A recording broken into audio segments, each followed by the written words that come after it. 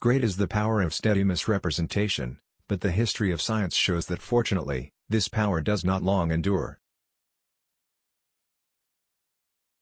A man who dares to waste 1 hour of time has not discovered the value of life. The highest stage in moral culture at which we can arrive, is when we recognize that we ought to control our thoughts. One general law, leading to the advancement of all organic beings, namely, multiply, vary, let the strongest live and the weakest die. The young and the old of widely different races, both with man and animals, express the same state of mind by the same movements.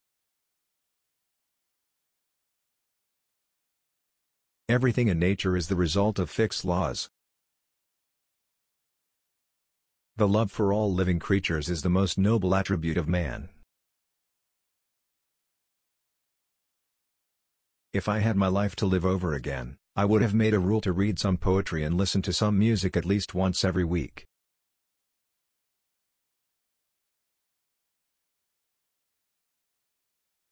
A scientific man ought to have no wishes, no affections, a mere heart of stone.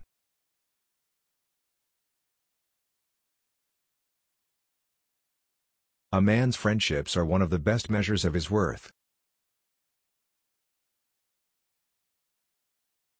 The very essence of instinct is that it's followed independently of reason. At some future period, not very distant as measured by centuries, the civilized races of man will almost certainly exterminate, and replace the savage races throughout the world.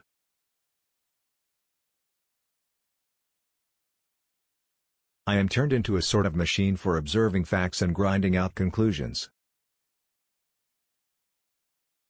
A moral being is one who is capable of reflecting on his past actions and their motives, of approving of some and disapproving of others.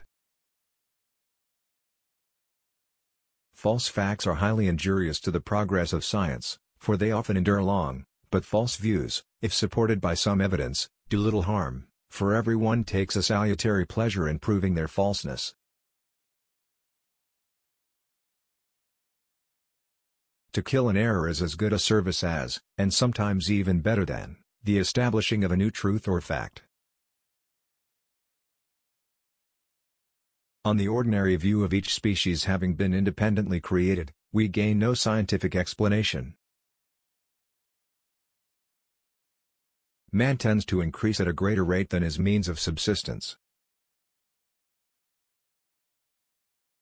It is a cursed evil to any man to become as absorbed in any subject as I am in mine. Man is descended from a hairy, tailed quadruped, probably arboreal in its habits.